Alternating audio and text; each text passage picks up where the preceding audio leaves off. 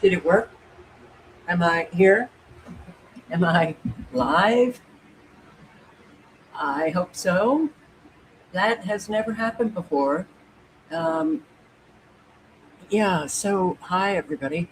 It is the 10th of August, 10 days into August. Man, I don't know if I want time to slow down or really speed up. But yeah, hi, Doreen and Kathleen and Obie's Tuna. Hello, guys. Um, how is, uh, oh, Jesus. Oh, I can't stand me.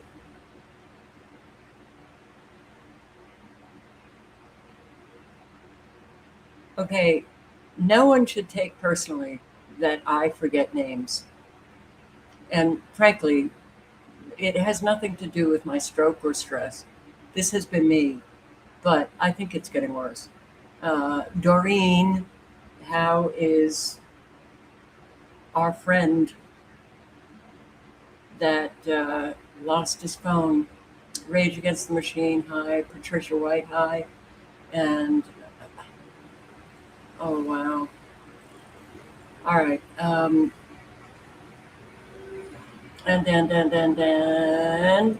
Andrew Cruz and Amelia. Yeah, that fire in New Mexico. I want to say it doesn't look bad, but wow, these things are erupting and exploding all over the place. Jane Northrup, Christopher James, Rage Against the Machine. Hello, everybody. Um, all right, Mossberg. Jesus, he's doing okay, but he needs help still.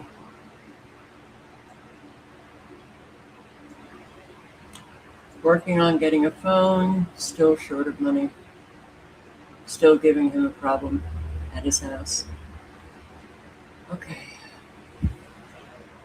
His landlord is also his ex boss. Oh, wow. That has given him trouble and he is making it difficult for him to find a job. Well, I'm sure there are a lot of details there. Um, I hope that everything is going okay. Well, clearly it's not going okay. I hope that it will soon go okay. But things just don't go okay anymore for a lot of people. Um, once they start losing, whether it's a job or, a house or an apartment, things just spiral down and it gets bad.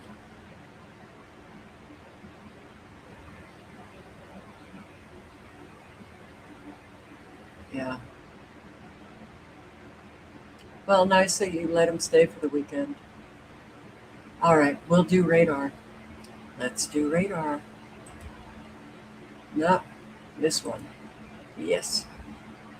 We've got severe weather with frequencies, with a whole lot of frequencies. Look at these frequencies coming out of, I want to say, Maryland into Pennsylvania. You think they're having an effect on this weather front? Of course they are. And it's growing tails. It grows a tail into uh, Virginia and North Carolina, upstate South Carolina with, yeah, look at the frequencies hitting this. Um, Georgia,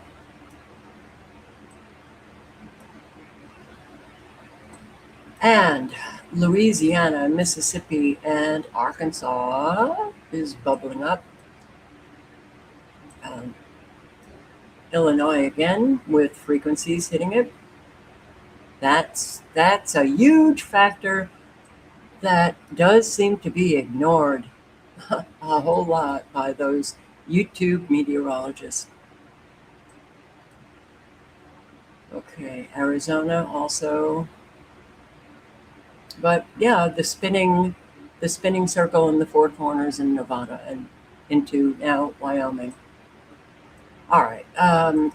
We have 32 active severe weather warnings: Arizona, Delaware, Georgia, Maryland, North Carolina, Nebraska, Ohio, South Carolina, Virginia, West Virginia, and Wyoming. And I see a tornado warning in West Virginia or Ohio. Here are your counties.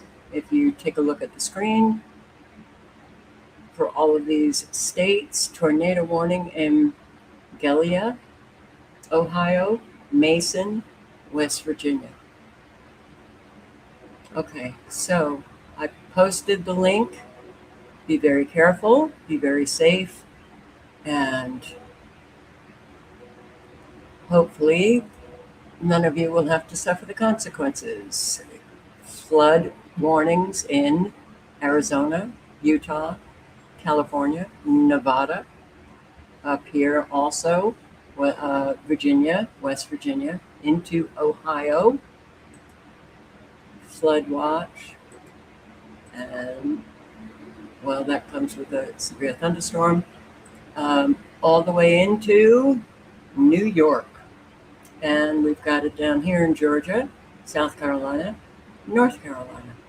And what do we have here? Tropical disturbance, and formation chance is low, 10%, 7 days low, 10%. So it doesn't look like it's going to form, but if they want it to form, it will form. We've got quite a bit to tropical disturbance off Mexico. The formation is low. We've got tropical disturbance with higher formation, 60%, and this one is 90%. For day 2, 50%, and day 7, 90%, and you've got the little islands of Honolulu and Hawaii. Okay, well, this looks like it's just going to crush Hawaii. Hopefully not. So, these, okay, a very, very, very destructive earthquake hit Colombia, 7.4 magnitude, 20 people dead. I think there's going to be more dead. This is the neighbor to Venezuela. In Colombia, the U.S. Geological Survey says a magnitude 7.4 earthquake hit this morning, about 150 miles west of Bogota. In addition to the deaths, officials are reporting several injuries in collapsed buildings and say thousands are evacuating. And now the area is on alert for possible aftershocks. Let's bring in Lama Hassan for more. Lama, what are the latest on the search and rescue efforts? Yeah. Hey, Diane. So we understand that the Colombian president, he says that he's on his way to Bogota right now to lead the search and rescue operation. He has also ordered an emergency center to be set up immediately. That's the information that's coming into us right now, Diane. And what do we know so far about the extent of the damage? Yeah, so the information is still coming in. But what we know right now is that, as you said, a powerful earthquake measuring 7.4 has hit the western part of Colombia just after 7:30 a.m. local time, about 150 miles west of the capital, where it was also felt in Bogota. Local officials telling media outlets that at least 20 people have been killed and that they believe more are trapped beneath the buildings. There are real fears that this number could go up. The earthquake also causing significant damage. You can see the video there. Reports coming in of people evacuating their homes and rushing out of buildings for safety. You can see the dramatic video showing some of the buildings swaying and some of them even collapsing. Posting on social media, the governor of Choco region, where the epicenter of the quake is, she says that there are injuries and severe damage to some buildings, adding that they are now concerned about aftershocks. And of course, don't forget that this comes after those recent deadly twin earthquakes, Diane, that hit neighboring Venezuela, that has killed more than 6,100 people. Diane. Okay, so Colombia, has just installed the United States puppet as a president. This is just horrendous.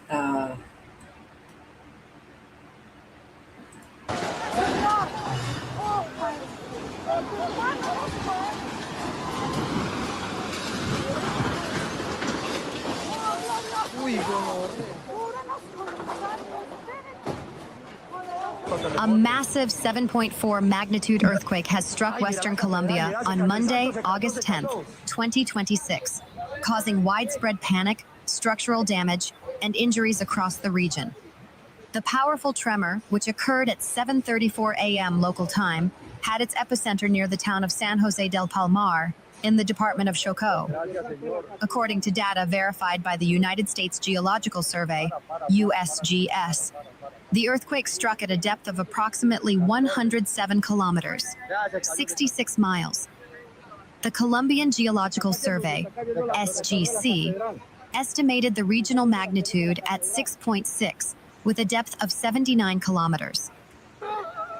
The earthquake, registerable on global seismic monitors as a major shallow to intermediate event, has paralyzed transportation networks, damaged historical and modern infrastructure, and triggered complex emergency responses across multiple departments. Governor Nubia Carolina Cordoba Curry of the Chocó Department issued an urgent statement via social media confirming that the capital city of Quibdó has experienced significant building structural damage and localized injuries. We have just experienced a major earthquake in Chocó. Emergency response teams are deployed, but we urge the population to remain vigilant for strong aftershocks, she detailed. The divergence in initial agency parameters is standard for deep crustal ruptures subducting underneath the Andean mountain blocks. A whole lot of people were trying to take cover because a lot of the buildings, a whole lot of very dangerous material was falling off these buildings. And I don't know, maybe I've been doing this too long, but everything seems suspect to me. You know, like this is a whole lot of these buildings where people now are displaced, right?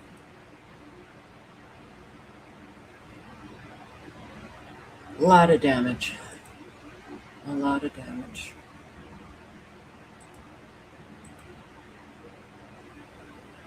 I will post the link and you can play the video in its entirety. Oh yeah, this is another one. Yeah, it's like a lot of damage.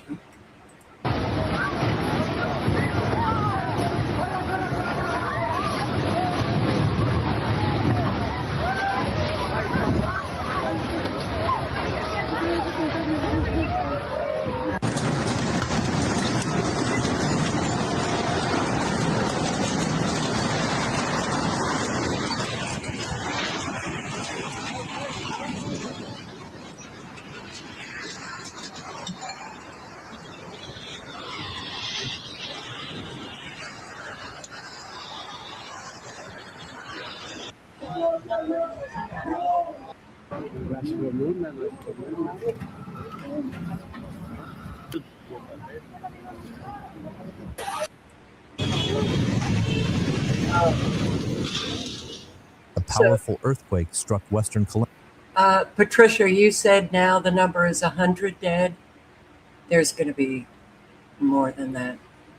These buildings were just toppling down. All right, and the link to this storm headquarters is in the chat.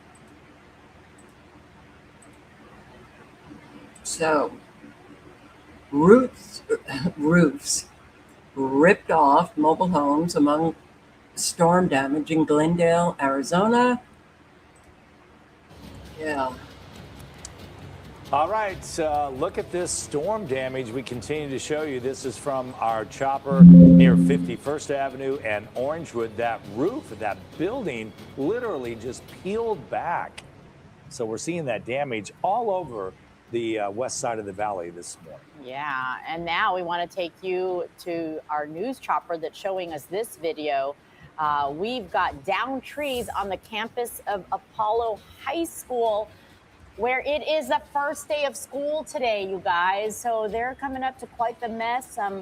As you can see, that huge tree there in the center. Crews obviously working hard. It's supposed to start at 8. And of course, power outages all over. This is Arizona. Down trees, torn off roofs. The monsoon storm. Did the monsoon storm always come with hurricane winds? Yeah. Trees on cars. Boy.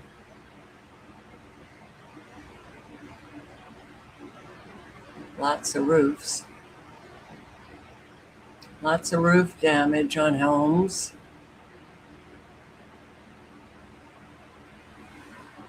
And trees down and trees on homes, and nonstop. Overnight storms bring more flooding, wind damage, and a tornado to Chicago area. This is all since I last saw you. Geez. Kind of way. It's unclear if it was hit by lightning or if there were strong winds that caused it to essentially snap and come crashing down on about 4 vehicles. Luckily, those vehicles sustained very little damage, but neighbors in this area are waking up to chainsaws and blocked streets as the Department of Streets and Sanitation works to clear this tree so people can get their day started. Take a listen to what one woman told us, that she was inside last night when she heard the storms slamming through this area. Thank God it hit the tree and not the house. And obviously feel terrible for the cars that are impacted.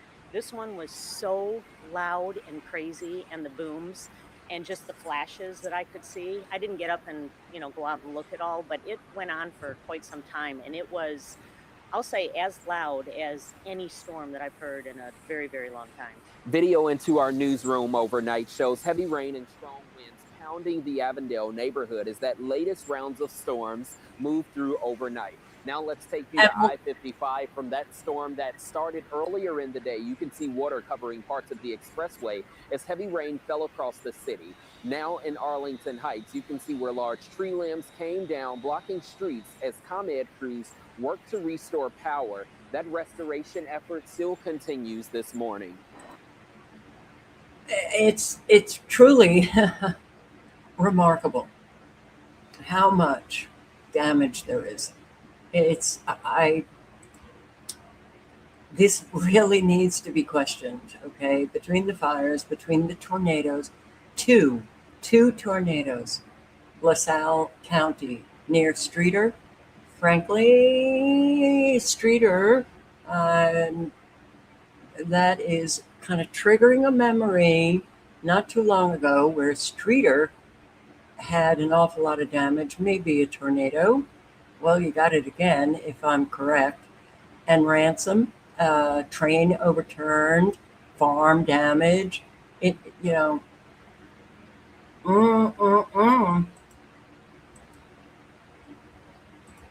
Where's down here.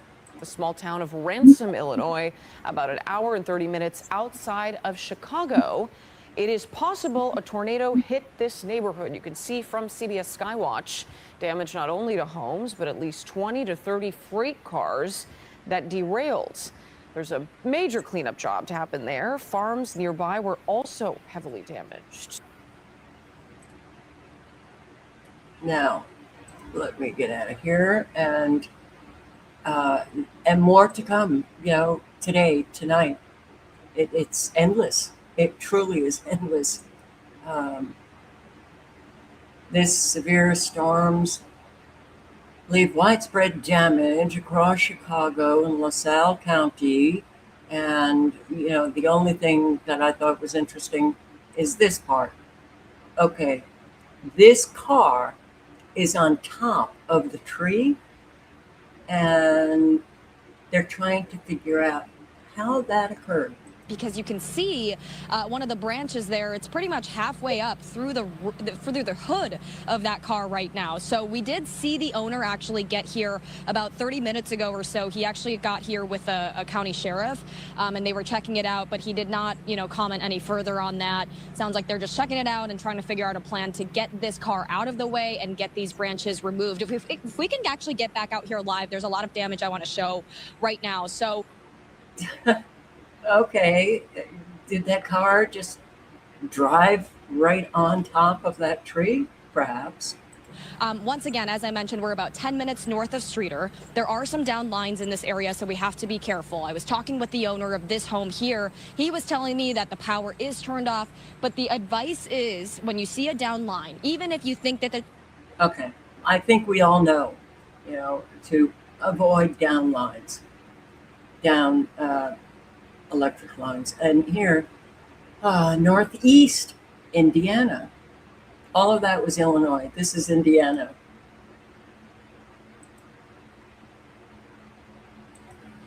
It sounded like the wind was roaring. We opened the back window kitchen, and then my mom was like, I heard a crack. So we went out to the living room and saw the tree through the window.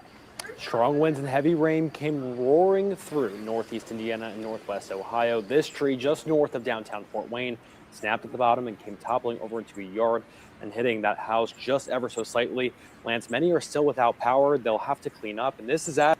And they're very lucky. These trees are coming down every single day all over. So again, I say, if you have the resources to take down trees, do it. Do it. Storm knocks out power to more than 50,000 customers across northeast Ohio. Yeah. Well, let's just say that weather is really causing an awful lot of trouble for an awful lot of Americans. Sunday storms bring strong winds, causing damage in Irondale. This is Alabama. Residents in some neighborhoods spent the evening cleaning up damage after those thunderstorms. Now, this was the scene in Irondale, where a combination of heavy rain and strong winds led to fallen trees and branches across the neighborhood. The trees took down power lines and fences, and in some cases damaged homes. Residents say at first the storm didn't seem like a concern, but things quickly changed. So from the start, it was just like really bad straight line winds. The wind was just like crazy on the street. You could see it in the trees, the leaves, everything. But so far, it didn't seem like it was strong enough to knock any trees down until it did. And it just seemed like they all started going down at the same time. Alabama Power is reporting over 250 outages across the state, with most of them in central and north Alabama. And Alabama Power is known to the people in Alabama are infuriated with the really skyrocketing electricity bills, and they'll probably charge people during the power outage.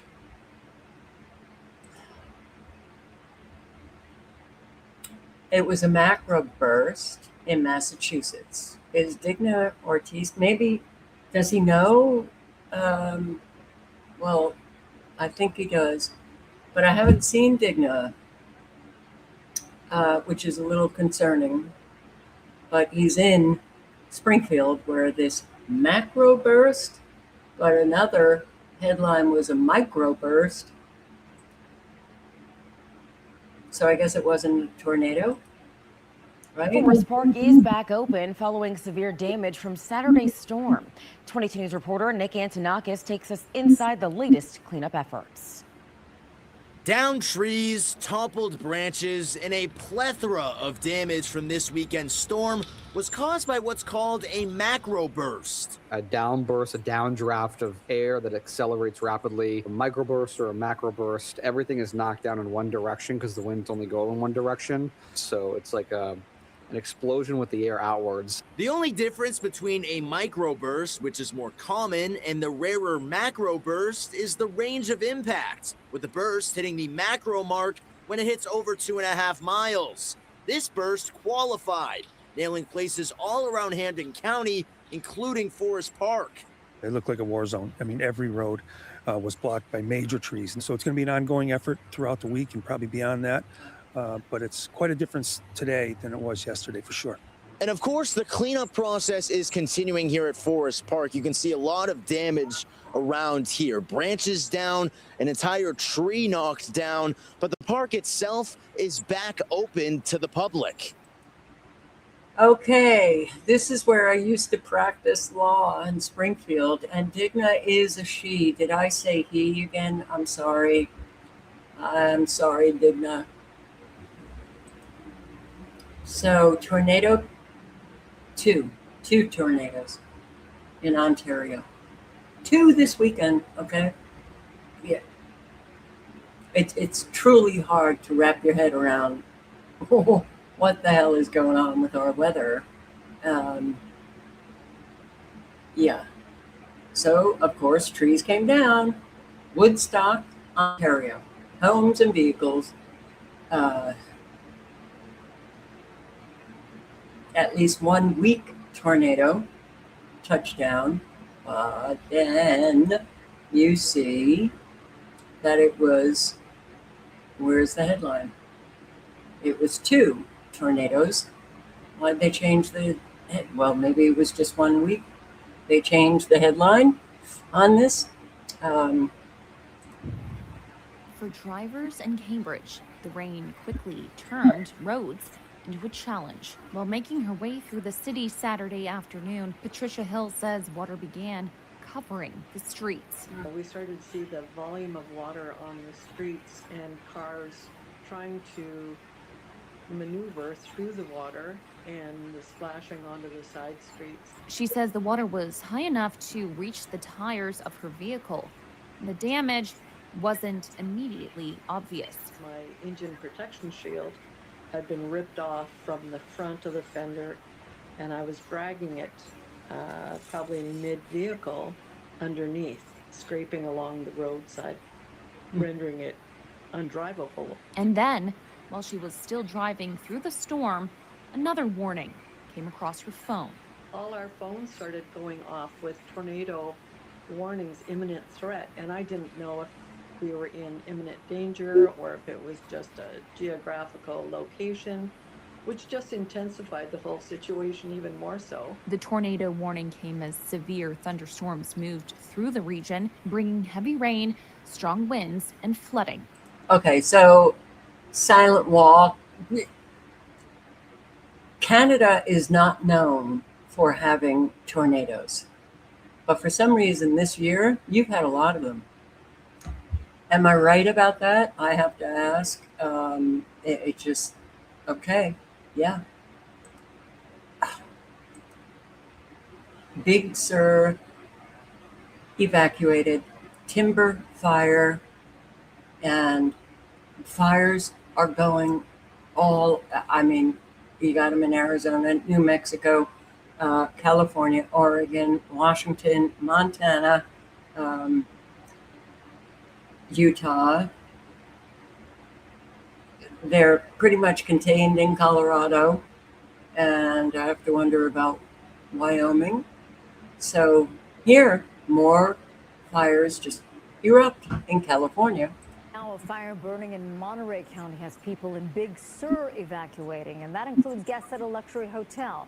We just got an update from CAL FIRE. The fire has doubled in size from 400 to 800 acres. The timber fire burning in the Los Padres National Forest, just about 20 miles south of Carmel Valley. Late last night, the sheriff's office issued evacuation orders for a nearby stretch along Highway 1, which includes the Ventana Inn. The fire started Saturday night. Containment levels actually dropped last night from 20% down to 5%. Teams certainly have their hands full, in part because the fire is burning through such steep and rugged terrain.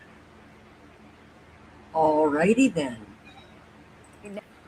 Hi, little one. So here, Palouse River wildfire near Colfax in Washington, level 3, go now. Evacuations. This came in yesterday. Fire broke out last night near Colfax, engulfing this train trestle right here in flames. You can see that site right there. Now today, fire crews are watching and containing the Palouse River fire. This is about an hour south of Spokane. Nearby sheds and fields burned, but crews saved homes from any major damage. And this is what that damage now looks like today. Evan Watson is joining us now live from the scorched area over by this fire. And Evan, how do things look like out there right now? Sure, this is what is left of that train trestle that you mentioned. We're a little bit outside of Colfax here. Now today, this has been burning and smoldering all day long, and the wood and the metal have now fallen into the riverbed behind me. Now, I should say that these train tracks that we are on, we were cleared to be on them by the Department of Transportation earlier, but also that there were no active trains or freight that were moving through this area on these tracks. But now, this trestle that has fallen and burned behind me serves as a sign of the damage of these fires spreading throughout the Northwest. A bridge on fire Saturday night as flames spread through a valley on either side of the Palouse River. So just the bridge? Just the bridge? Okay.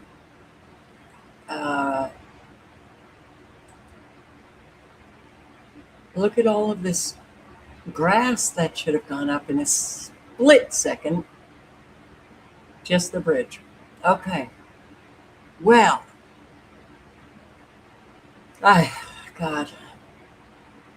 I wish I could say there is a playlist directed energy weapons, but I'm not on that channel. Hope it comes back. I don't know. And this is northern New Mexico. Fire watch today. We are still tracking the Frijoles fire burning in Santa Fe County. It spread rapidly over the weekend. The lightning-caused fire has burned over 3,200 acres. It is still 0% contained. It's located 3 miles southeast of Cundillo. Cerro Pinon and Cundillo are both in ready evacuation status. The county has also closed NM 503 between County Road 98 and State Road 76. And people are able to see that smoke from Santa Fe, Chimayo, and Espanola. And so Amanda's here with a look at maybe some rain chances if we're lucky. Okay. Well, Oregon. This is the big one in Oregon. The big grass fire that continues. Look at this thing. Wow. That's mighty, mighty big.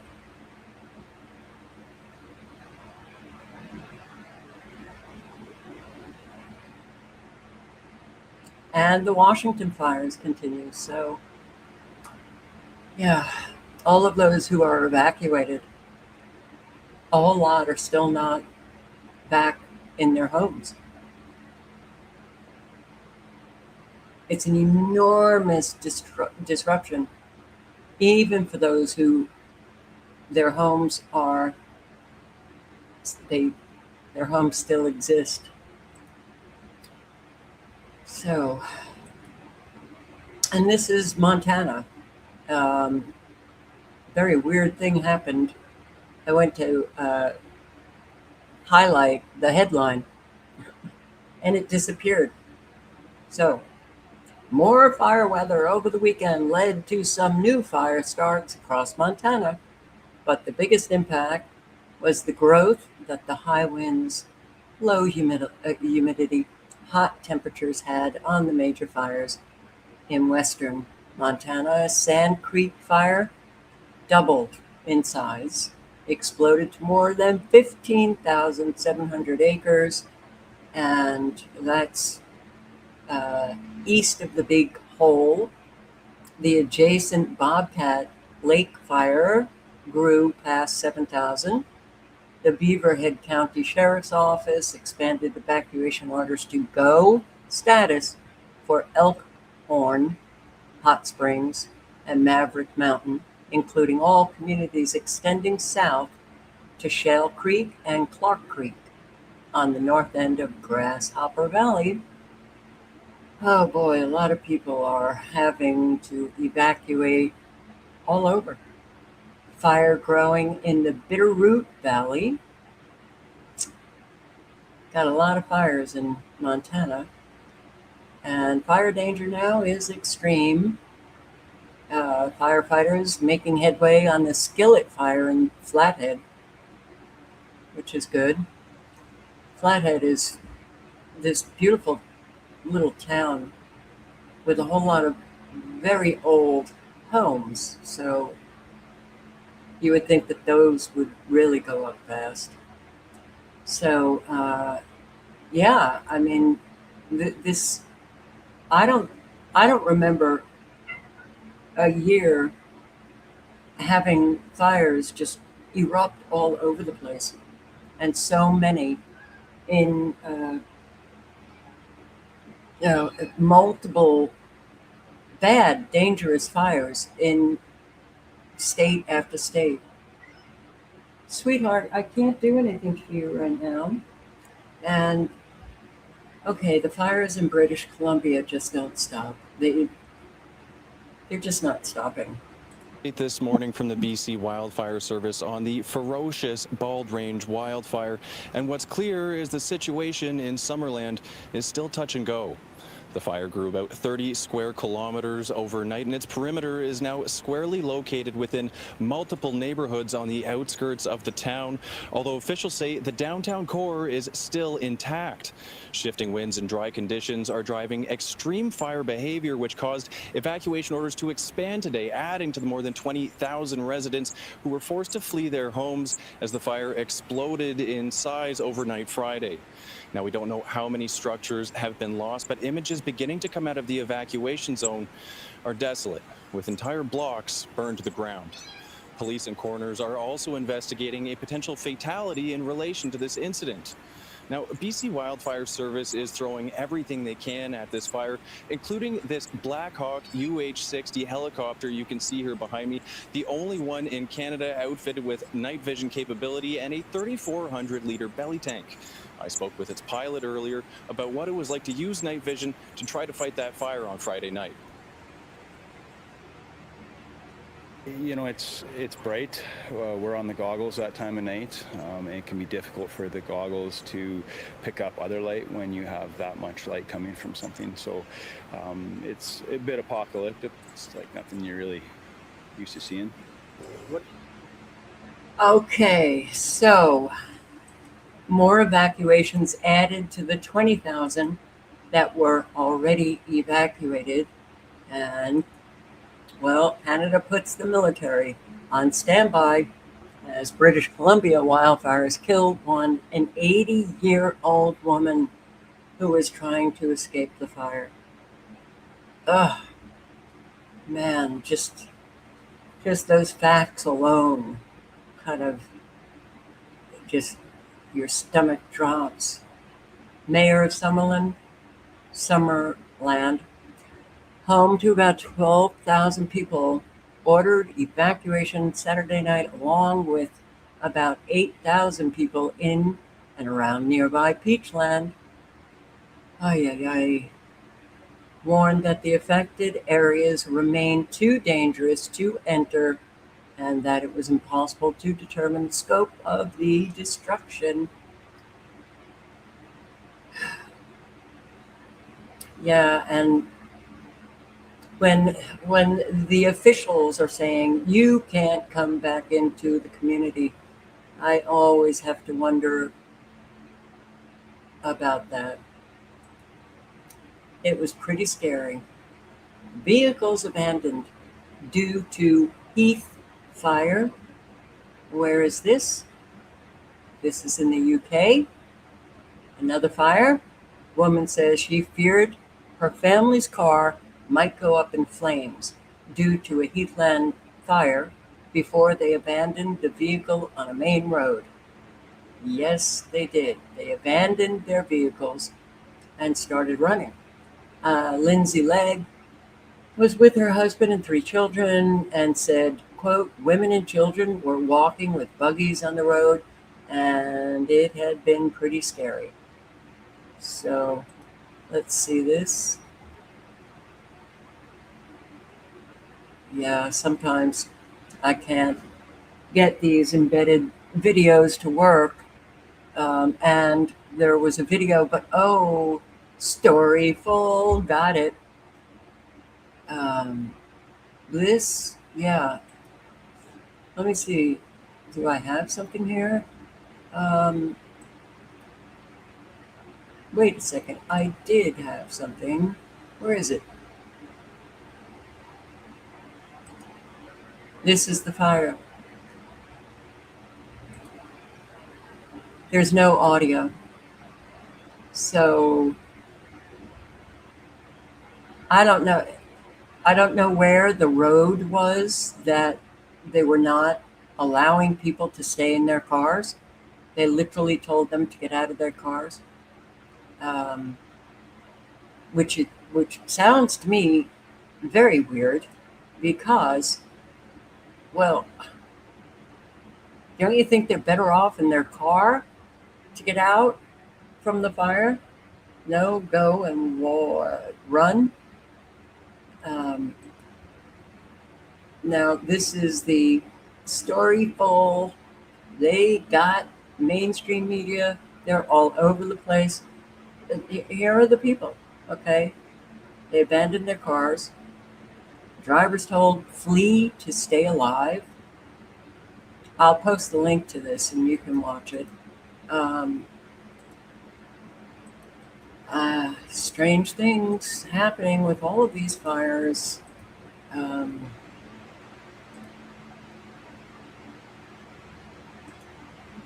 Well, I want to thank my subscriber for sending this along to me.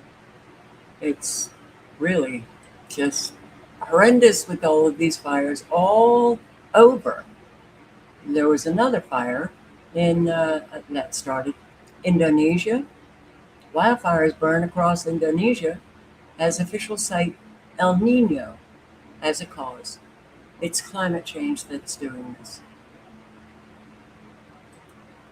But France authorities have arrested 420 people, including 166 minors, accused of deliberately or accidentally starting fires amid the country's worst wildfire season since World War II.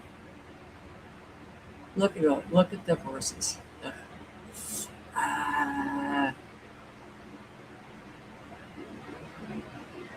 Okay, so that's a lot of people. They're out in mass, starting all of these fires in France. I don't know about that. And, airports, man. Airports, airlines, flying is just very different today. So Porter Airlines flight in Canada canceled after a child refuses to sit down and buckle up. Really? Okay. So, because this child refused to sit down, I wanted to see the age of the young child, but they don't give an age. They forced the plane back to the terminal, delaying it. Well, actually, the flight was canceled. Everybody had to deplane and then, rebook a flight the next day because of a child. Wow. Why couldn't they just, the parents and that child, they go, and then, it's just a delay as opposed to a cancellation. But I don't know. Maybe the child was also a terrorist. They were looking for bombs. Who the hell knows? So, outrage as airline announces new charges for passengers stashing bags overhead. Wow. When I see this and I think about my flying experience decades ago, it was not this exciting. You got a ticket And, well, he got on the plane, and it usually just took off on the time they said, and it landed the time they said. A couple of flights, I remember some turbulence, but nothing, extreme. It all worked out. Now, well, you're getting charged for every step you take. Jetstar facing a wave of anger after announcing its plans to charge passengers to use the overhead lockers for carry-on bags. 25 Australian dollars, which is $18. No. This is, and I'm sure they have fees, and now it's a service. Are you allowed to use your cell phones on flights? I don't know. I haven't flown since the cell phone era, but also a Delta Airlines Boeing 757 carrying 199 passengers and 6 crew members evacuated at Atlanta's Hartsfield-Jackson International Airport, which is the most, well, I think it's number one in terms of being the most busy airport in the world, or maybe the country. I don't know. But yeah, because smoke entered the cockpit shortly after takeoff. Oh, I'll post the link. You can watch it. You'll see the smoke entering the cockpit. It's, yeah, okay. Don't remember any of these problems ever happening decades ago. Multiple passengers allegedly threatened flight attendants aboard Alaska Airlines Flight 305 in Miami, and the plane returned to the gate. Law enforcement was waiting. Ramp Alaska 305. 05, go. Yeah, we have set the parking brake, and we have a customer disturbance on board right now with threats coming from customers. We want to go into a lockdown protocol. We're shutting down our engine. Parking brake set to beam Echo 8. All right, copy. The flight attendants have received threats from customers on board the aircraft. Okay, do you need us to contact law enforcement? Absolutely. All right, go ahead and reach out to your company so they can get you towed back to the gate, and we're gonna have law enforcement set them out. Okay, understood. Okay, well, what else do we have? We've got Taylor Farms. I think somebody's out for Taylor Farms. Taylor Farms recalls now guacamole, salsa, salmonella outbreak. Okay, well, oh Jesus, I never want, all right, let's just do it. I may as well. So, Taylor Farms recalling prepared foods containing jalapenos from retailers, including Walmart and Kroger and Whole Foods in several states. Salmonella contamination potential. It's the second major foodborne illness linked to Taylor Farms. Taylor is one of North America's largest producers of salad and fresh-cut vegetables and a key supplier to major supermarket chains and restaurant operators, including McDonald's and Chipotle. And Taylor Farms said in a statement on Sunday that it stopped sourcing from a farm in Sinaloa, Mexico, identified as the potential source of salmonella. Its products were also recalled from Target, Trader Joe's, Maine's-based supermarket chain Hannaford. Now, this article, is it this article or another here? gives all of the information that you need. If you have salsa, if you have guacamole, if you have lettuce, Jesus. Okay, all the information that you need, and I will link to it. So, but they always say potential, they don't even know if there's a salmonella outbreak. And frankly, the small number of people that end up, getting sick or going to the hospital because they have a stomach ache or whatever, I, do they, I guess there are ways in which they can find out what they ate, where they ate it, da da da da da. Oh, all of these people, ate the same thing from the same place. But this just seems very fishy to me. It doesn't seem real. So the Patriot games, do I want this here? Wait. No, I don't. Okay. So we are going to do that later. But what is wrong with people? Could you please tell me what the hell is wrong with people? Who the hell gets an English setter, any dog, ties them up, and that's how they live their entire life? Okay, this is Dar Animal Rescue. I will post the link. I don't get it, but thank God there are people who,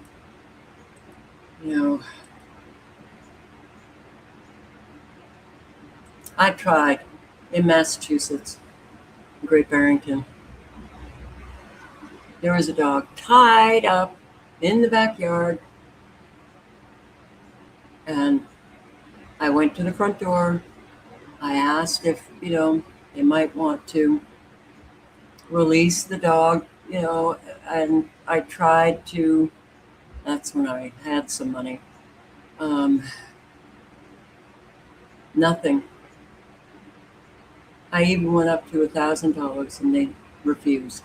So the dog, that was the dog's whole life.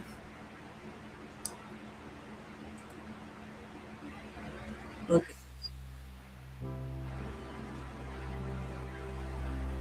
I don't know. I'm just so sick of people.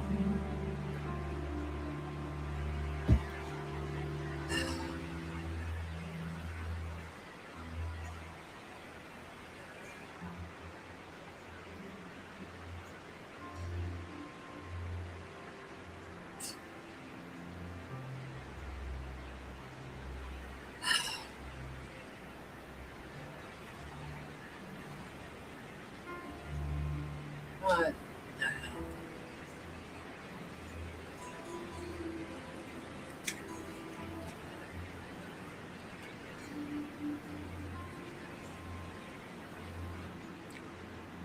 What the hell?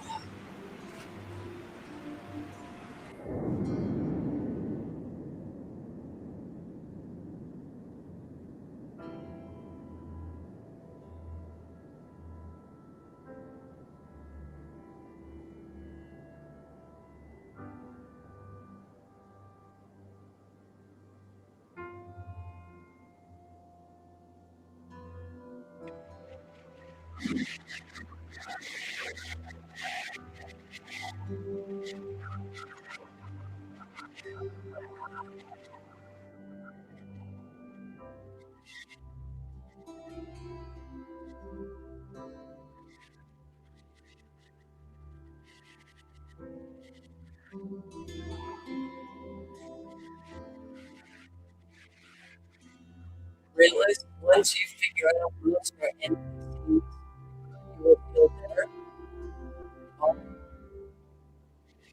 Why would that make people feel better?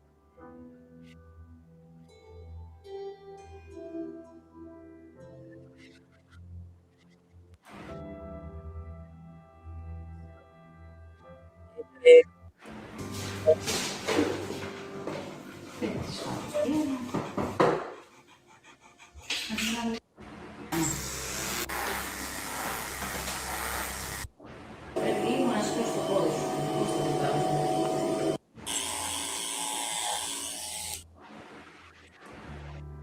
Look at that face. Look at that face. Welcome to life. Beautiful dog. The barrel is over. The rope is over. The waiting is over. See, when you see a dog like this, I believe everybody should be arrested and jailed for doing that to a dog. Leaving it alone. It's such a cruelty. These are, they're pack animals. They need family. They need other dogs. They need, I don't. And how do you get through to people? Here, this forgotten pit bull, which is a wonderful story, but didn't have a wonderful life, but then does. Hi, Cookie.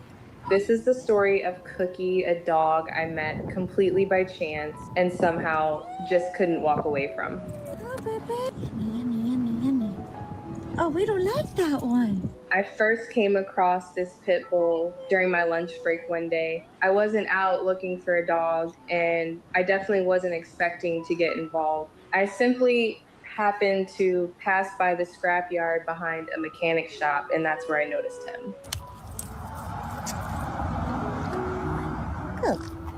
Cookie was living outside among piles of scrap metal and old tires. His bed was nothing more than a tarp spread out on the ground, while a few old car doors had been propped up around it as makeshift shelter. He was so thin that every rib showed, and his body was covered with fresh wounds and old scars. So this is where Cookie sleeps. It's under that tarp. He didn't bark or come running over. He just stood there quietly, watching me. Something about him made me stop. The next day, I brought him a treat. That's when I started calling him Cookie. The name came to me without much thought, and somehow it just suited him. From then on, I kept coming back. How are you? Every lunch break, I'd bring him a little something to eat. I'd sit nearby and talk to him in a calm voice, hoping that maybe he'd let me get a little closer. At first, he wasn't ready. He'd take the food, then step back, always careful, always keeping an eye on me. But little by little, that distance started to disappear. Hi, Cookie. One day, he gently took a treat from my hand. Another day, he sat down beside me. Then one afternoon, he leaned against me ever so slightly, almost like he was trying to decide if it was finally safe. That was the first time I felt like he wanted to trust someone, he just didn't quite know how yet. As the weeks went by, we built a relationship. Cookie, the mechanic who owned him, and me. I eventually learned that this was where Cookie lived all the time. When I asked where he slept, they pointed underneath the tarp. No blanket, no bed, just dirt and pieces of metal. I remember driving back to work that day with a heavy feeling in my chest because I couldn't stop thinking about him. Have to go now, okay? And I think that happens to a lot of people when they see dogs like this, and you can't get them off your mind. But he was given to this woman and very loved now. I love the good endings. The link is in the chat. This is Pause Tell Stories. Did you have your dog on a lead outside Silent Walk?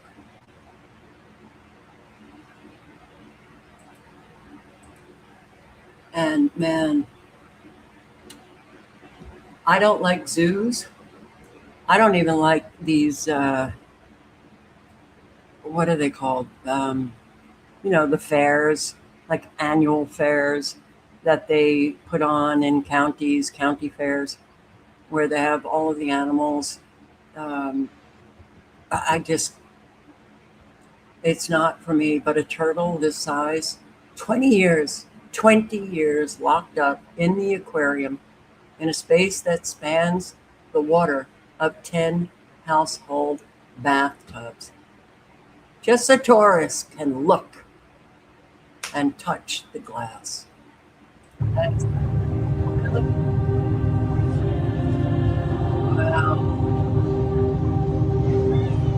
Wow. Sorry, but this is not anybody who does this is really just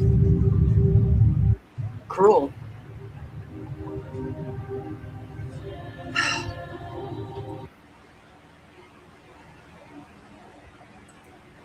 Dad in jail, charged with aggravated animal cruelty. This was a guy in Florida, David Charette, 48. What did he do? Well, he tortured the kittens with a blow dryer, with his daughter there screaming, and finally arrested. These people, wow. I don't know, man. I wish that they could. You had your dog on a little lead. Outside. Wow. So, yeah, so many people are saying things that I can relate to. Well, that's not a good life for a dog. Sorry. Am I the only person like tired of the daily grind? I mean, we wake up, we sit in traffic, we try to buy nice things to at least make ourselves feel a little bit better, but we just working to pay for it. It's just crazy, bro. Like, I remember when we were young, everybody was kids. You thought like when you became an adult, like you would just do anything and everything you wanted to do. You didn't think that you would just be in a matrix. This is a matrix, bro. It's like an endless conveyor belt. You're just on a hamster wheel and you can never get off of it. I always thought that I'd be able to do whatever I wanted to do when I got older, but now I realize all you do. Like, this is insane. This is literal insanity. And then we're doing all of this acting like it's normal. And the reason why this is bothering me is because I went to Europe. I went to the Netherlands, and I actually got a chance to see people living their life. And it's not this American hustle culture that we've been indoctrinated to believe is correct and right. This is not right. This is not life. This is not okay. This is terrible. When I went to Switzerland, people were like living their life. I went to Italy, people were living their life. They're like chilling around, functioning and happy with their friends that they grew up with. In America, like, good luck. Like, if you had a friend as a teenager or when you were young, you probably don't even know each other anymore because everybody's been worked to death. You know what I mean? Like, always going to work, always like hustling, trying to make a dollar. And this is insane. This is literal insanity, bro. You don't even have time. Like, we making money, but we don't even have time to relax and really enjoy ourselves. Like, in America, it's like you do all of this for what, like 2 weeks vacation at that. I'm not talking about my job. I like what I do. I'm just talking about in general, like America. This is freaking crazy. You literally don't have time to do anything. Like, and then like when you off of work, all you do is sleep. That's all you do. This is literal insanity, bro. And then we're doing the same thing over and over again and paying bills. And it's like we're like, all we are bill payers in America. Nobody has time. You try to reach out to friends, they're all like busy. You know what I mean? Like they're working double shifts. This is crazy, bro. People are now getting roommates. Like, and this is supposed to be normal. And all these like super wealthy elite people, and don't get me wrong, like, if you got rich, you did what you need to do to get rich. It's just what it is. I'm not a hater of the rich, but you get like, a few people that just control everything. Control everything. And we're all like controlled to the point to where we think this is just normal. Yeah, for sure. I feel so much about what he's saying. And there's no escaping it. Because 6 months of your year, like I keep saying, goes to the tax man. Imagine what you could do with that if you didn't have to pay all those taxes. Just when you spent money, you pay taxes. You could literally just sit under a shade tree, work half the year, and you'll have accomplished what you did in a full year working and paying for all this stuff.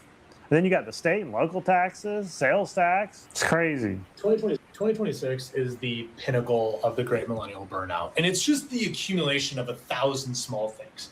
It takes 15 clicks to unsubscribe from an app that you signed up for. Dude. We pay a fortune for insurance, but the moment that you actually need it, it's like 3 separate 1-hour phone calls to an 800 number that just puts you in an endless loop. Everything is a subscription now. Any organized activity or sport for like our kids costs about 10% of your annual salary. The pinnacle moments of our lives, like weddings, holidays, like the things that are so incredibly joyful and don't happen often, come just with a 200% sticker price just cause. The college degree, we were told that was meant to be a fast pass, actually turned out to be more like an entry fee. And the whole world shrunk into this like 7-inch device that's designed to command our attention 24/7, where social media stopped being about our friends and family over a decade ago. And all of this is before you even get to corporate America, which was spent basically decades deliberately blurring the lines between like hustle culture and work-life balance. So you never actually feel like you're off the clock. So like where I'm getting at with this, it's not that we've given up. We're just exhausted from a productivity complex that was instilled in us that just never seems to end. Always doing something, never feeling like it's enough. And if you just wanted to check out of the system, you can't. You can't. You can't. And that's right, you can't. And I like Yak as well, Motley, Yak Motley, who was saying, Sea Angel Girl, yeah. The link is in the chat. It's just an endless loop of just, it sends you, a whole lot of people, into, depression or anxiety or what the hell am I doing? What's the point here? So many people are expressing how they feel now. And boy, I feel it. It's bad. We did life wrong here in America, valuing money over everything. And I'm not talking about everyone, but the majority for sure. And Trump, man, wow, this guy is so mentally ill. He needs to be locked up. Black and brown voters don't want communism or socialism.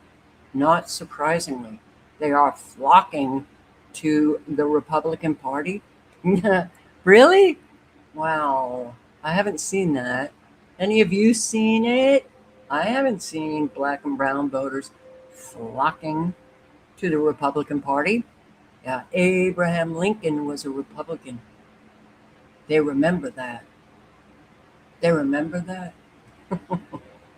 Oh, our country is just 'tis of misery, sweet land of mockery, or it's just, I mean, it's like, oh, I thought I was hearing it. Oh no, that's the train. I thought I was hearing a tornado warning. I'm like, no. Okay, so did you hear about this Indy car race around the National Mall? What? You're kidding. No. Okay. He is bringing the Indy, a car race around the National Mall. All right, this guy pretty much sums up how dangerous this is, how absurd it is. DC Indy car race.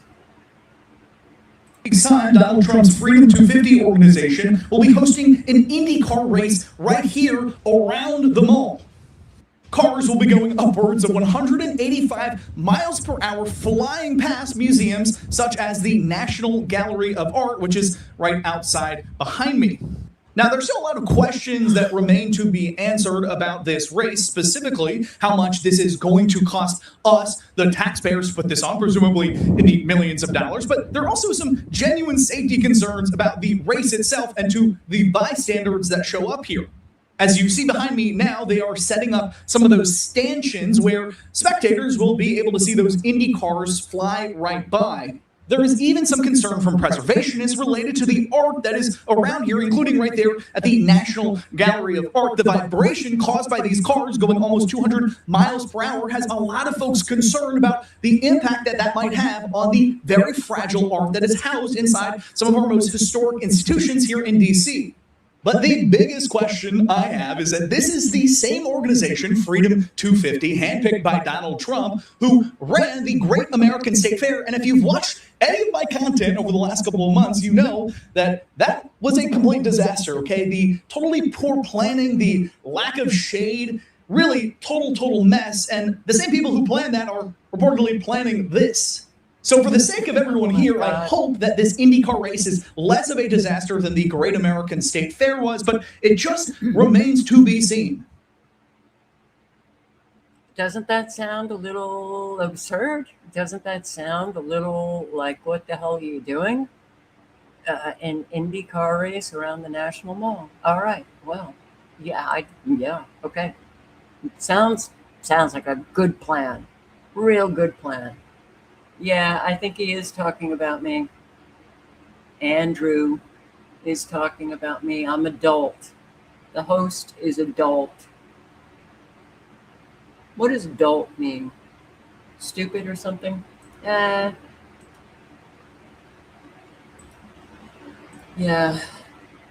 So much fun to be in the cyber world. The Patriot Games. Did you know about this? I didn't. They started actually yesterday. Patriot Games are underway. What to know about the national competition pitting student athletes from every state against each other. It's kind of like reality TV that Trump is putting on. America's 250th birthday celebration full of unprecedented events, mixed martial arts fight on the White House lawn, massive multi-week fair on the National Mall, and there will be an Indy car race through the streets of the nation's capital. Okay, yeah, good plan. Now, one of the events is the Patriot Games, a national athletic competition featuring young student athletes from every corner of the country competing for college scholarships. Supporters of the idea argue that the Patriot Games fit perfectly into Trump's push to promote physical health. Trump, who eats McDonald's and apparently consumes like 20 Diet Cokes or something a day. Okay. And he's in horrible physical shape, but good push, Trump. It's just a great opportunity for young people. It encourages patriotism. How? Does it have anything to do, with educating on the, Constitution or Bill of Rights or civic? It's just games for these kids. Okay. Encourages fitness and competition. The Patriot Games began Sunday morning and run through August 11. The field of competitors will be made up of one male and one female student athlete. It's kind of like, when you think about the Hunger Games and you think about these elite who are really just, they're so into blood. They're so into making people suffer. They're so into not giving a shit who lives or dies. In fact, no, that's not true. They want a lot of people to die. This is a great segue into the Hunger Games. It's very competitive. One male, one female, each from 50 states plus U.S. territories and tribal nations. Surprised that he's actually including U.S. territories and tribal nations. Only American citizens who currently live in the United States are eligible. Students are also required to be in good academic standing. Applicants were asked to submit a video introducing themselves, explaining why they want to compete in the Patriot Games, It sounds like, The Apprentice, except the the young doing athletics. They had to discuss how they would represent their home state if they were selected. And a selection committee reviewed each application and chose the participants. So 120 athletes will compete. But if any of you know what the Squid Games are like, the Korean show, the Squid Games, well, that's another thing that you're kind of thinking, all right, this is kind of strange. The competition opened Sunday morning, all right, with the boys' presidential qualifier drawn from the presidential fitness test, followed by the girls' event at midday, and team games of kickball and dodgeball in the evening. Monday brings the varsity circuit and Operation Endurance, a military-inspired boot camp course. Tuesday features tug of war and a basketball shooting contest called Victory Hoops, followed by the semifinals, the final, and the closing ceremony. Nobody is eliminated on the first day, but then they're eliminated after the second day, narrowing the field to 16 boys and 16 girls from 120. So a whole lot will be eliminated. And then there's a mystery event. Some of the events will test strength and speed, while others focus on skill and strategy. Patriot Games will be held at Spire Academy, a private boarding school in Geneva, Ohio, that describes itself as a world-class sports academy combining elite sports, rigorous academics, future-focused training. This thing is on an 800-acre campus and features indoor and outdoor tracks, full-size soccer and football fields, and Olympic-size aquatics center.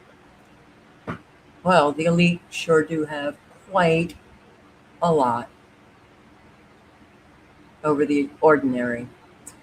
All 3 days will stream on ESPN apps. A 1-hour primetime special airs 9 p.m. Thursday, August 13 on ABC, featuring highlights, athlete profiles, the crowning of the winners, the winning male and female. I find this $125,000 college scholarship, depending on where they're going to college, that might be a year and a half for them. So, yeah, a lot of people are saying that, it's like the Hunger Games, how they're picked.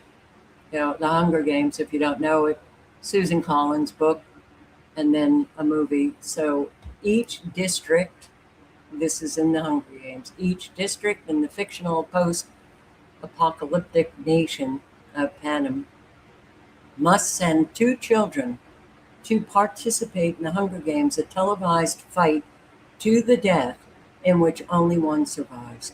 Can't you see an awful lot of these billionaires setting something up like this? They would love it. The Patriot Games also feature co-ed teams of 2 from throughout the country. But the similarities fall apart from there. We're not going to kill anybody. Not yet. So, it's going to take America decades to recover from this level of MAGA stupid.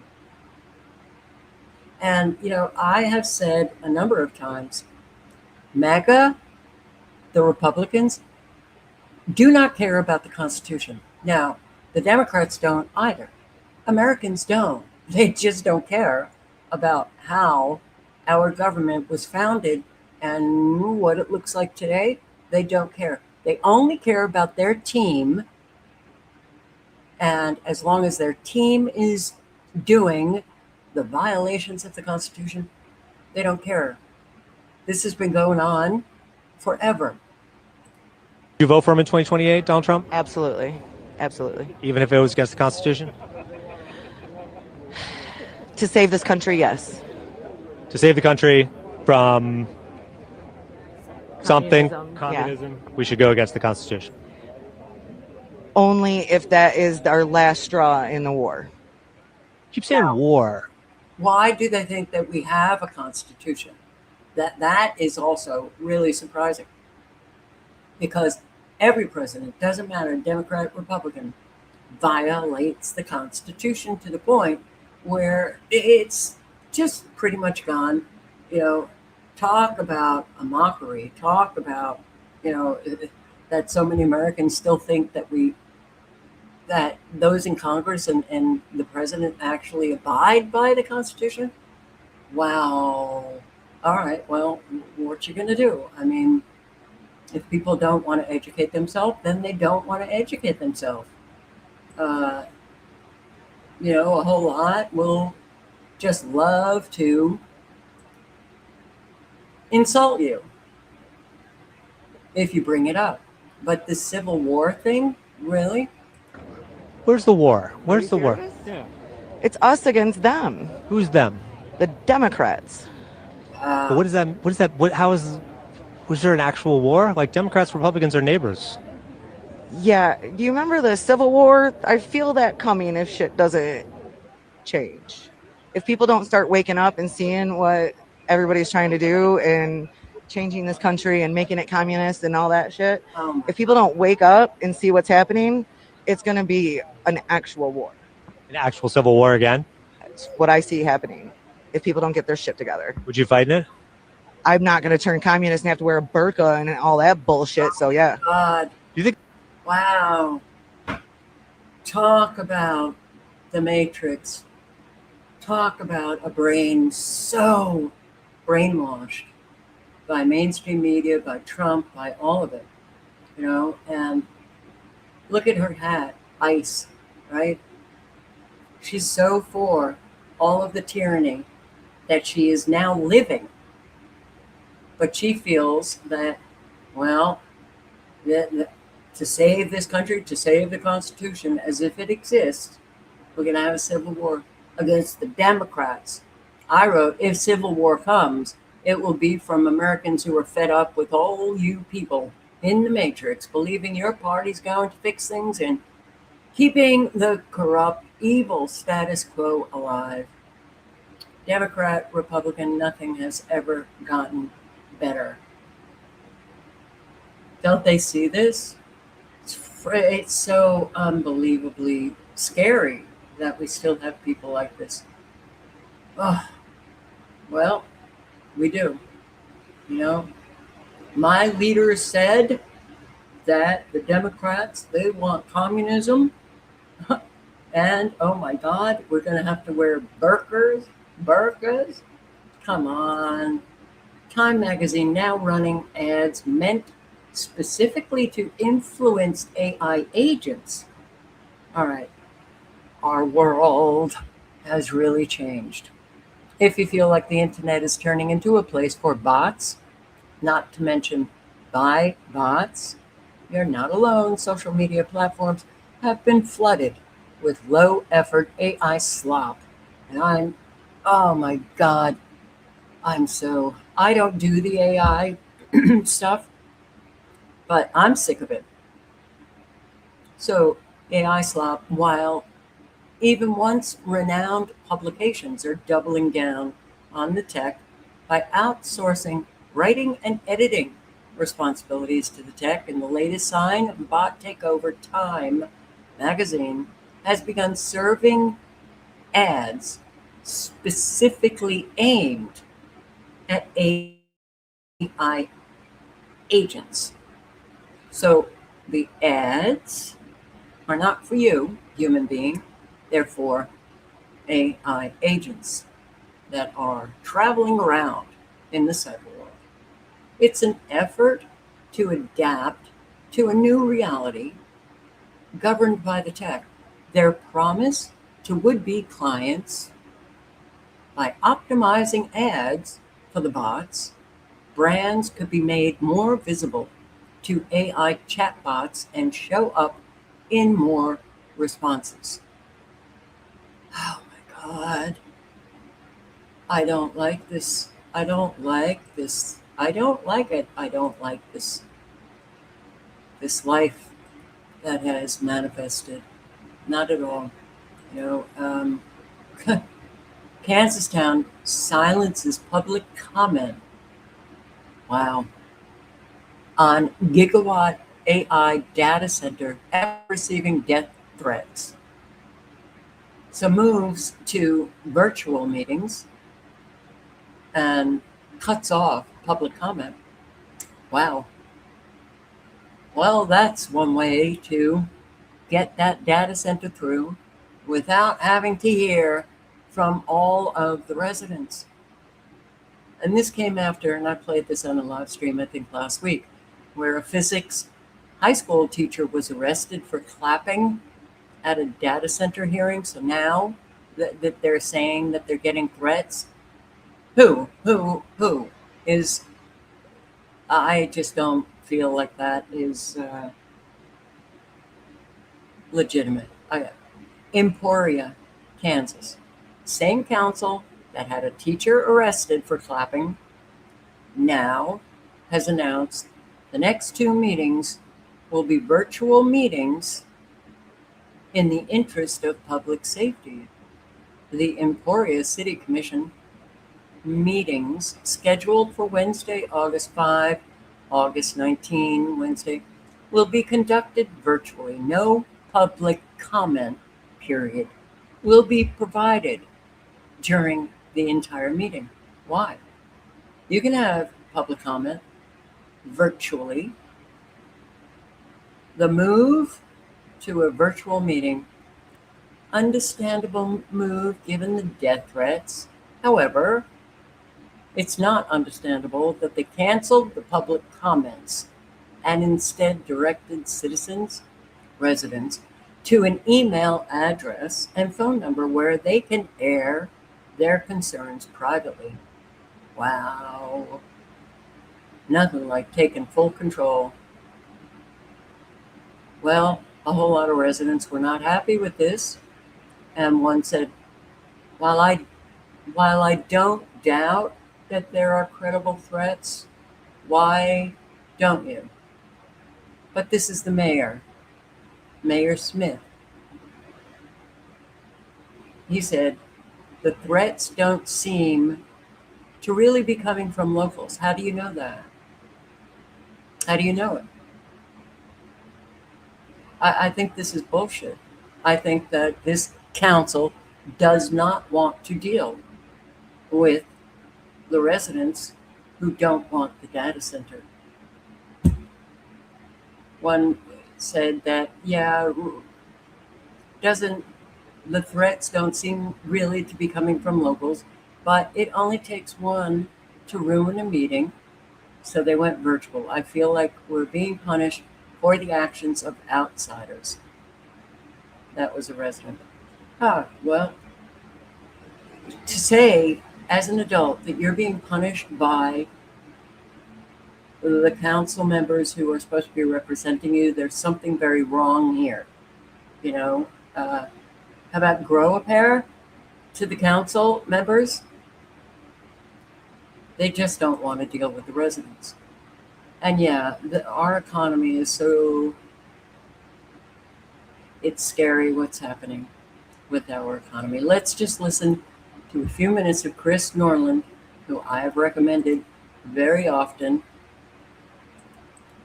And you might want to subscribe because he does post a lot on the latest and greatest of what is taking place, and a whole lot about the economy, the war, and the abject insanity that we are living. So S&P 500 futures slip as traders watch for Strait of Hormuz deal, right? What deal? Okay, so this is also crazy. S&P 500, these traders, really? So you're just going on what Trump says, that there's going to be a Strait of Hormuz deal? The traders never go outside and maybe look at other publications like Iranian publications, where Iran has made it very, very clear that, well, the only way a deal will be made is if the United States agrees to specific conditions, which, you know, it's highly unlikely that the United States will deal. But when Trump says that they're negotiating, they're not negotiating. These traders just don't, they're just going to go with what Trump says. It's so strange. Inflation data. So that's essentially what we're looking at this week. Basically, markets are going down at the moment, and oil's going up. So there's that. You also have got this from the Middle East. Iran denies any direct talks with the U.S. on opening Strait of Hormuz. So I guess we're not talking. And I think the quote before was messages through intermediaries, not negotiations. Houthis claim attack on Saudi refineries. So basically escalation there. And I've really noticed a sea change in sort of the discussions that we're having, because again, it's all related to the news on the war and such, and also the economy. So let's jump in and we'll see what people are saying here. War dragging on. According to the Times of Israel overnight, the Supreme National Council of Iran says the Strait of Hormuz will not open until the United States corrects its behavior. What's going on here? Well, Peter, I know Donald Trump watches your show, and so I will say to him directly, Mr. Trump, you are the first president in American history to start and lose a war by yourself. You have made America more weak, more alone, and less respected. Wow. Congress has to take back the steering wheel from this impaired driver before we end up in a third quagmire in the Middle East of the 21st century. That starts with ending the escalation. He keeps on trying to escalate vertically, meaning more effects on target. Iran escalates horizontally, bringing in other regional players, other infrastructure assets into the fight. Iran is winning that escalation ratchet. We got to stop it. We got to negotiate transit through the Strait of Hormuz. Then we have to strengthen the Abraham Accords. But that is going to be a decadal process. It's not going to happen in this guy's term because he's too incompetent. Wow. So that's a discussion over at Fox talking about. Whoa. So this guy is Fox News. They actually allowed this guy to say all of that. Wow. So it is a sea change. It's really a big, big, big change. All right. But don't worry. Black and brown Americans they're just running towards Republicans because they don't want communism and socialism. The guy really needs to be in jail. Trump. He needs to be in jail. Republicans, they need to really do some reflection. Those Republicans who actually support him, because if you don't, you're on the side of evil. You support evil. You support it so much that, we're going to have a civil war with the Democrats. Something is wrong with you. And you stay on that side, you will be evil yourself. But that, man. All right. You go, boy. So let's listen to the Solari Report. Catherine Austin Fitz, New Trends and Stories, Part 1.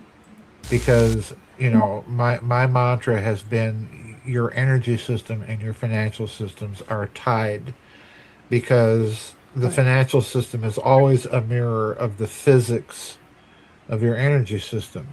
If you're dealing with a closed system of energy. In other words, you're dealing with non-renewable energy resources. That's the kind of financial system you'll have.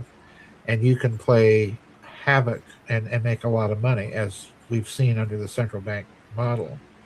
The problem is if you go to a system of energy that is more or less open, and here's the key part of it. Easy, more or less easy to engineer. Your financial system will follow suit, and you're dealing with a system that potentially bankers cannot control. They cannot manipulate it. Right. This is the problem they've always had. So what has been the delay in bringing out this type of energy, be it fusion energy or 0 point energy or what have you? What has been the problem? Well, in Babylon's Banksters, in that book, I argued, and I still believe this, that we had that kind of system of energy with Tesla's wireless power system. Right.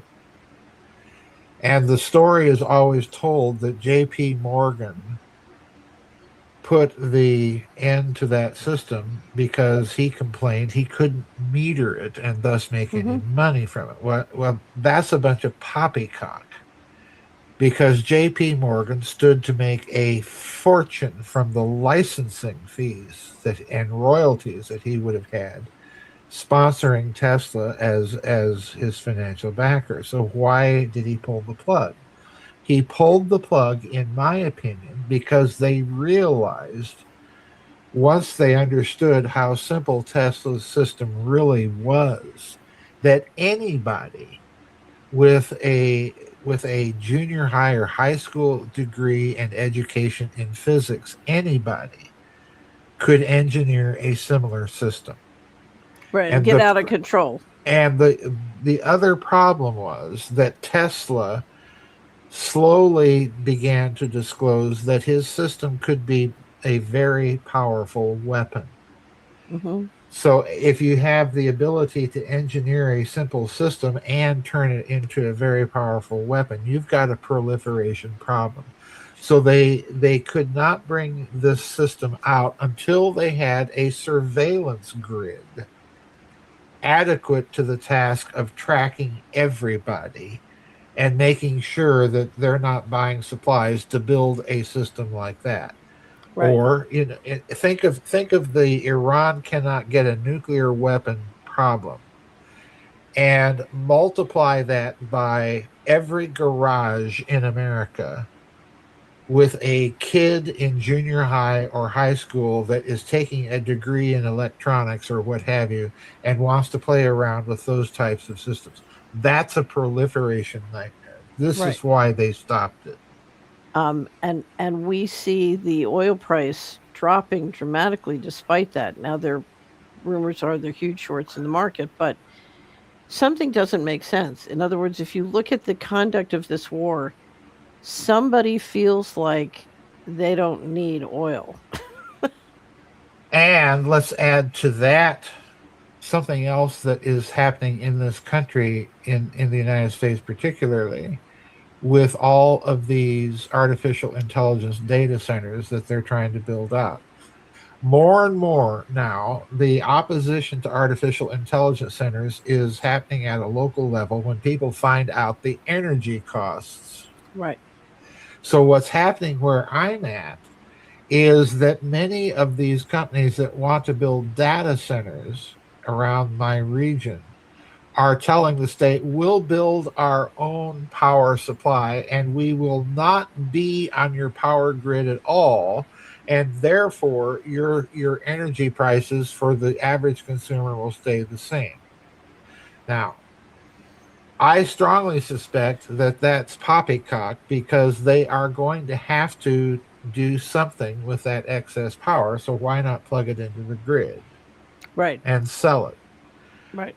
The key thing here is, as you know, these data centers, as you've put it several times, use more energy than a Panzer division. And if that's the case, and they're going to build out their own power supply, that tells me they've got some sort of trick up their sleeve for that power.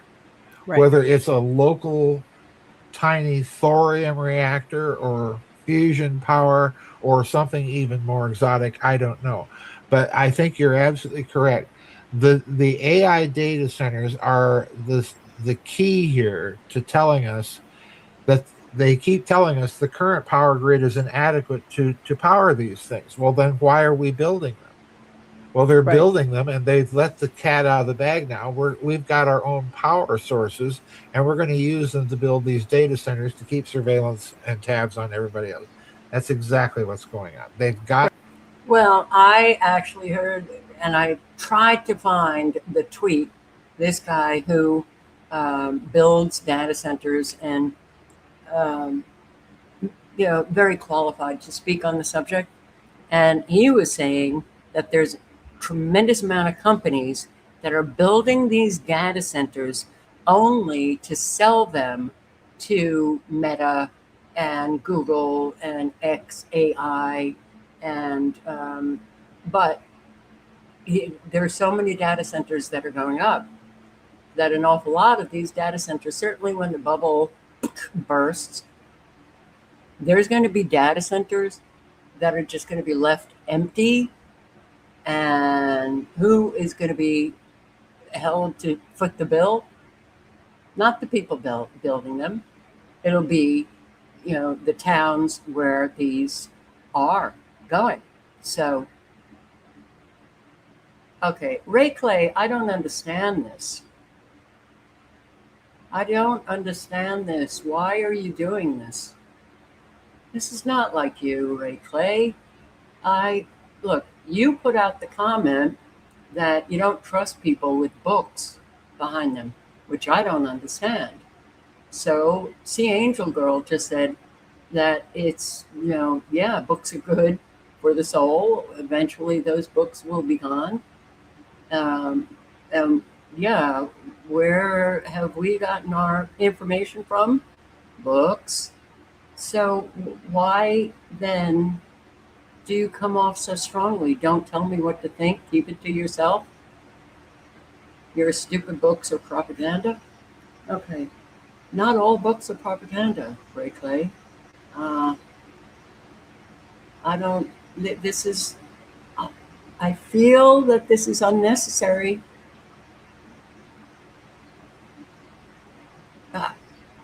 There's nothing wrong with people having books. So, I'll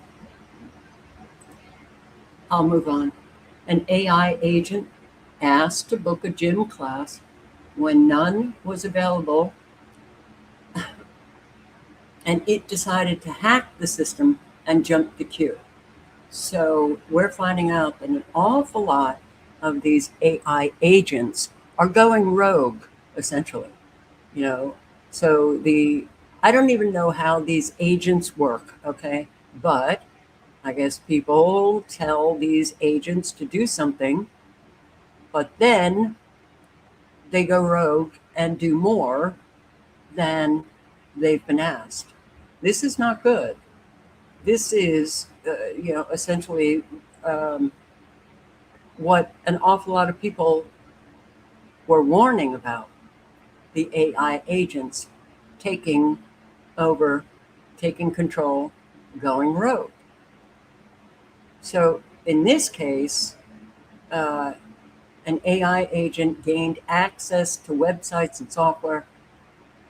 As AI agents gain access to websites and software and online tools, they are beginning to take actions that go beyond what users ask them to do.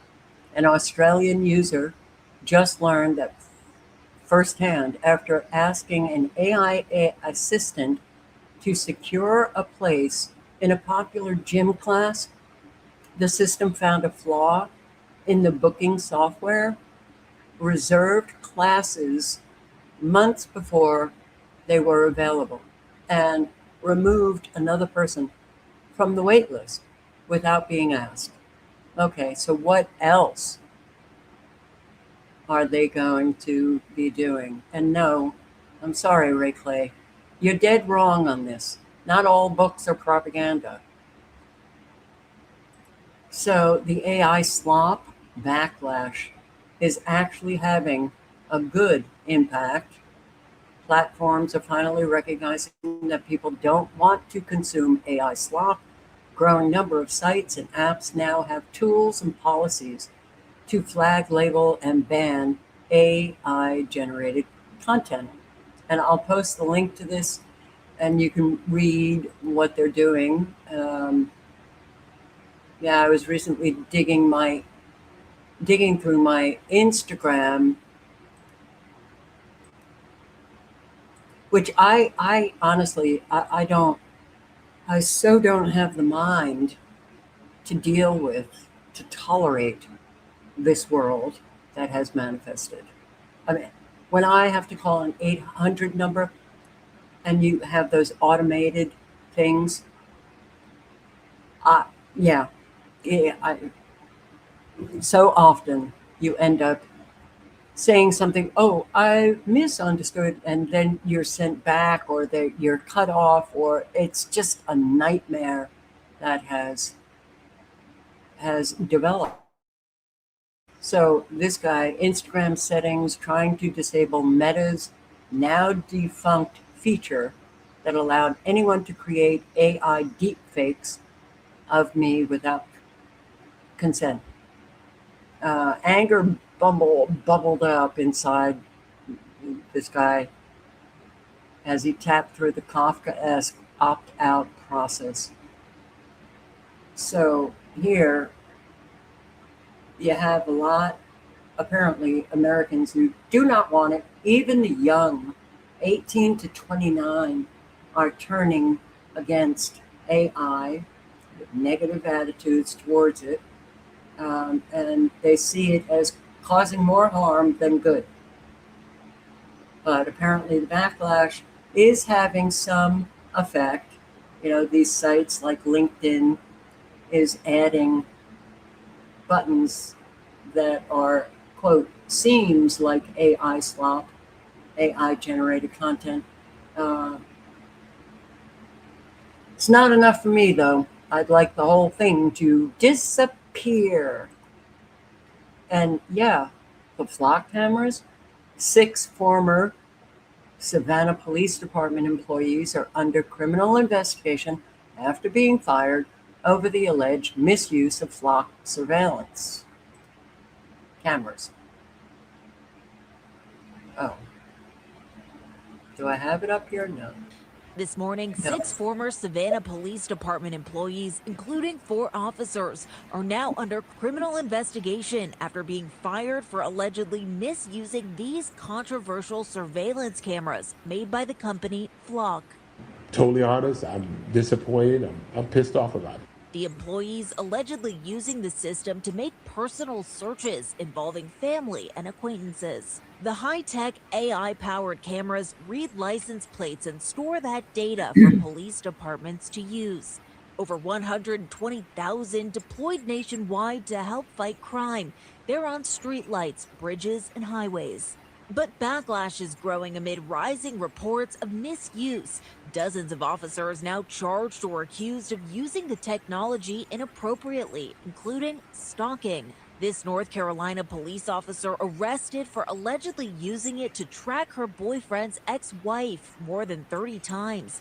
She's set to appear in court at the end of the month. That's what bothers me the most, that the people that use this stuff for personal gain. Critics also calling these cameras an invasion of privacy. Some are being vandalized in acts of protest. In Texas, this camera cut in half. And in Minnesota, a man posting these videos of himself covering up the cameras with tape, telling ABC the technology is dangerous. But Flock telling ABC News their cameras do exactly what they're supposed to do. We helped in over 1 million crimes last year, over 10,000 missing people. And some agree. The benefits, I believe, outweigh the issues here. I don't think so. I would think a lot of Americans would disagree with the benefits outweigh. No, this is surveillance state, and we've got a surveillance state on steroids. There's no escape now from this. It's all over the place. The dissidents are already, having to suffer the consequences. And this is, California City declares state of emergency after cyber attack on computer systems. So we have so many cyber attacks, and eventually they will issue government IDs to get on the internet. So this cyber attack forced the municipality to shut down its information technology network.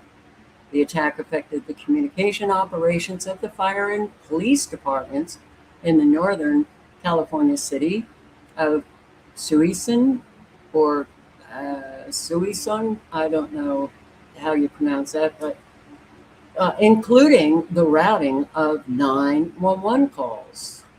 It did not pose any imminent threat to the public. Okay.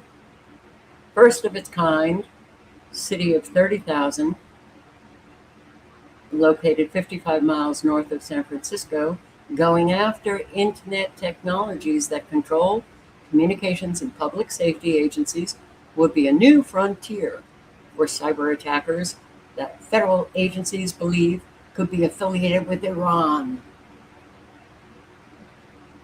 Yeah. Okay.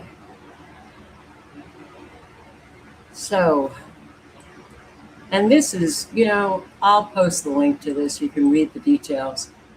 But our military, our government, they really screw those in the military and the American people. It all adds up. U.S. personnel in Poland still await VAT relief. What is VAT relief? It is relief from taxes. It's veteran something, or value added tax relief. Value added tax relief. So Poland's 23% value added tax was adding to the cost of everyday life for those Americans who are stationed in Poland.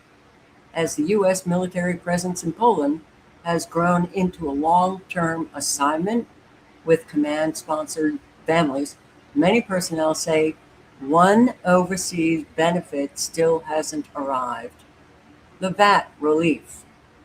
They're paying 23% tax on virtually everything. Food, furniture, whatever. 23% is almost like a credit card interest rate.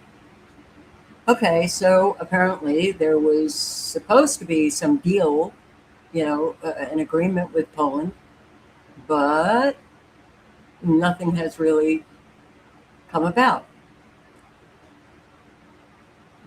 How U.S. European Command is working with Poland to develop a bilateral agreement that is required to offer personal tax relief. That's a big 23%. That's huge. That's very costly for all of the personnel in Poland.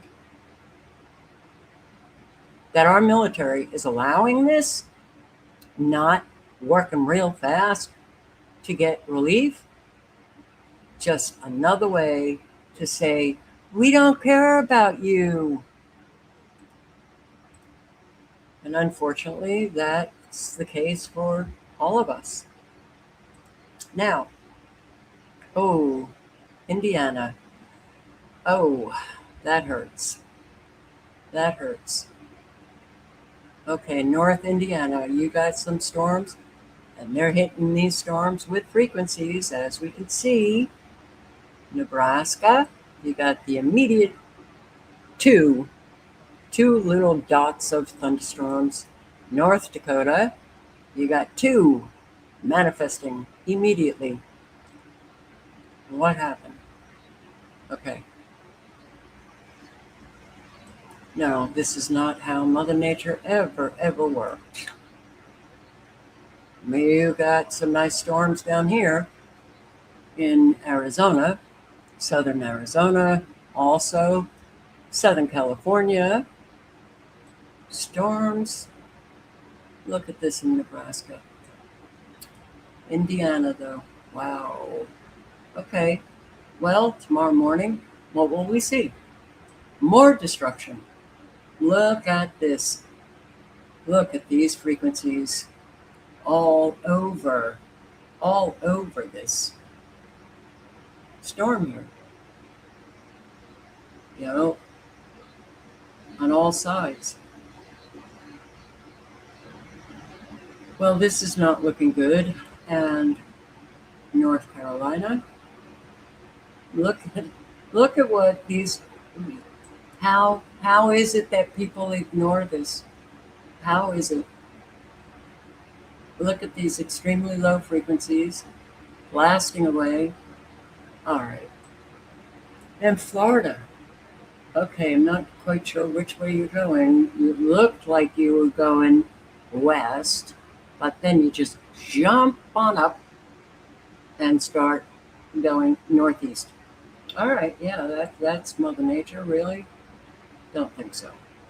With, your plasma troll-like look. And what do we got? We've got 36 active: Arizona, California, Indiana, North Carolina, North Dakota, Nebraska, and New York, Ohio, South Dakota, Virginia, Vermont. Okay, well, you can look at all of the counties, but you have a tornado warning in Indiana, Pulaski, and Stark County.